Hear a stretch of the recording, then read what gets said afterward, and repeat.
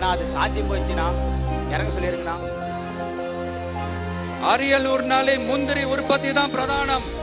அதனால முந்திரி தொழிற்சாலை அமைக்கணும்ன்ற கோரிக்கை என்னாச்சுன்னு தெரியல. இந்த மாவட்ட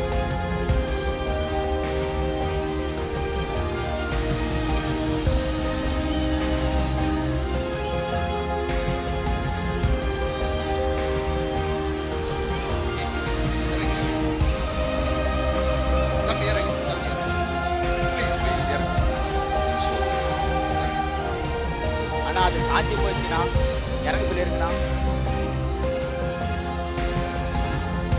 விஜயண்ணா சாட்சி போச்சுன்னா அது இறங்க சொல்லிருங்கண்ணா.